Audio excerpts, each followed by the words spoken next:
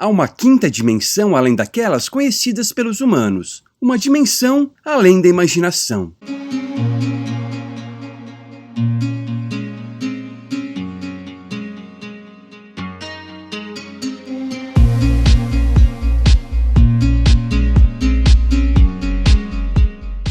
No final dos anos 1950, Rod Serling era um nome de destaque na indústria televisiva, com várias séries bem-sucedidas. Desde o começo da década, ele estava tentando produzir uma série com conteúdo mais controverso. Entretanto, ou ele encontrava resistência por parte dos estúdios, ou seus roteiros eram tão alterados que perdiam o sentido. Assim, ele teve a ideia de uma série de ficção científica com robôs, alienígenas e elementos sobrenaturais que talvez lhe desse um pouco mais de liberdade para abordar temas polêmicos do que uma série mais realista. Então, Serling escreveu um piloto intitulado O Elemento do Tempo, uma viagem no tempo em que o protagonista viaja para Honolulu, em 1941, e tenta alertar as pessoas, sem sucesso, sobre o iminente ataque a Pearl Harbor. Todos os estúdios o rejeitaram. Depois de um ano na gaveta, Burt Granett descobriu o roteiro e o produziu. Ele foi ao ar em 1958, como um episódio de Desilu Playhouse, um programa de sucesso na época, transmitido pela CBS. O público adorou o episódio e pediu mais histórias naquele estilo. Aí a CBS contratou Serling para produzir uma antologia de ficção científica sobrenatural que foi batizada de The Twilight Zone, ou aqui no Brasil, Além da Imaginação. Ela começou a ir ao ar em outubro de 1959. Os episódios tinham cerca de meia hora de duração e eram independentes entre si. Via de regra, os protagonistas se encontravam em situações incomuns ou perturbadoras, em que eles mesmos não entendiam o que estava acontecendo. Experiências além da imaginação. As histórias terminavam com um final surpreendente e uma lição de moral. Embora a série fosse predominantemente de ficção científica, havia elementos de fantasia e horror devido aos eventos fantásticos, paranormais e kafkianos que apareciam nas histórias. A série teve 5 temporadas, encerrando-se em 1964. No total, foram 156 episódios, a maioria dos quais escritos pelo próprio Rod Serling. Ele era também o narrador, fazendo monólogos no início e no final de cada episódio, em que explicava como e por que o protagonista estava além da imaginação. O grande destaque da série eram justamente os roteiros, que, de modo geral, eram obras-primas na arte de contar histórias. Não por acaso é considerado uma das melhores séries de todos os tempos. Houve ainda outras 3 séries com esse mesmo nome, lançadas em 1985, 2002 e 2019, mas que jamais chegaram aos pés da original. Muito bem, o que quero comentar aqui é o último episódio da 2ª temporada da série original, que foi ao ar em junho de 1961. O episódio se chama O Homem Obsoleto e, claro, foi escrito por Rod Serling. Contarei tudo o que acontece nele. Portanto, se preferir, primeiro assista ao episódio e depois volte aqui. Bom, ele começa com a narração de Serling. Entre nesta sala por sua conta e risco, porque ela o leva ao futuro. Não um futuro que será, mas um futuro que poderá ser. Este não é um mundo novo, é apenas uma extensão do que começou no antigo. Ele reflete todos os ditadores que deixaram suas pegadas nos livros de história. É um mundo que traz melhorias, avanços tecnológicos e uma abordagem mais sofisticada para a destruição da liberdade humana. Parece que Serling descrevia o mundo de hoje, não?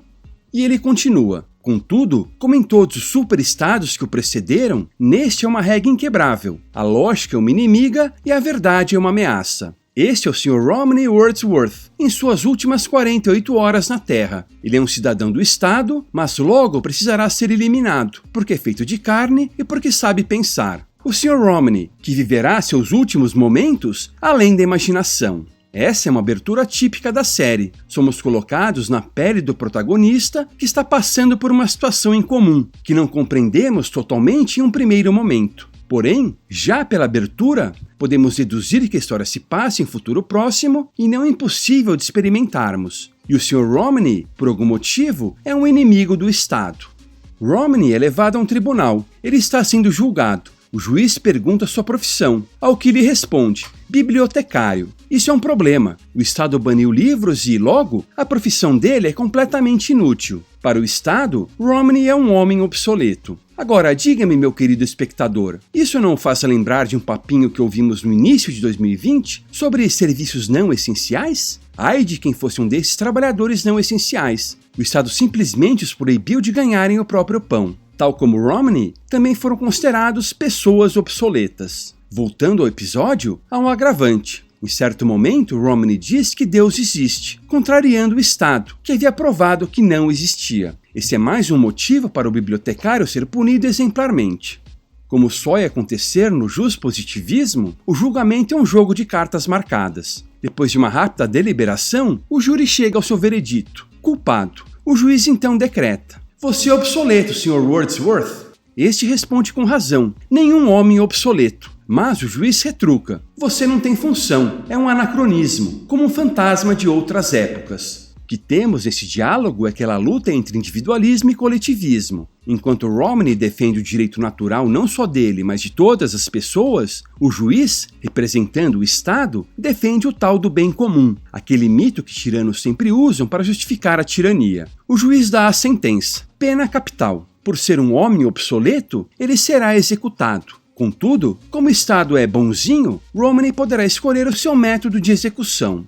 Então ele pede duas coisas: que apenas o carrasco saiba o seu método de execução e que ela seja televisionada. O juiz concorda. A execução é marcada para o dia seguinte, à meia-noite, no apartamento de Romney, onde câmeras são instaladas. Sua última hora de vida é transmitida ao vivo, para o mundo todo. Ele convida o juiz para uma conversa que, por curiosidade, acaba visitando nessa hora derradeira. Romney finalmente revela o método: uma bomba explodirá no seu apartamento à meia-noite. O juiz expressa sua aprovação até que Romney revela que a porta está trancada. Os espectadores assistirão a um espetáculo mais interessante. Como tudo está sendo transmitido ao vivo, o Estado não tentará salvar o juiz. À medida que a meia-noite vai se aproximando, Romney continua calmo, enquanto o juiz fica agitado. No último minuto, o juiz se desespera e implora para ser salvo em nome de Deus. Romney destranca a porta e deixa o juiz ir embora. Logo depois, a bomba explode, matando Romney. O juiz está salvo. Será? Por seu comportamento covarde frente à morte e por ter invocado Deus, o juiz é afastado do seu cargo. Ele é substituído por seu subalterno, que o julga e considera também um homem obsoleto. Aquele que sempre fez cumprir as ordens do Leviatã, agora vai provar do próprio veneno. Ele tenta escapar, mas é contido pelos seguranças do tribunal, que o espancam até a morte. E eis uma lição importante para os que defendem a coerção estatal: que tenham cuidado com o monstro que estão alimentando, pois, cedo ou tarde, esse monstro vai se voltar contra eles. Quantas vezes já não vimos isso acontecer, não é mesmo?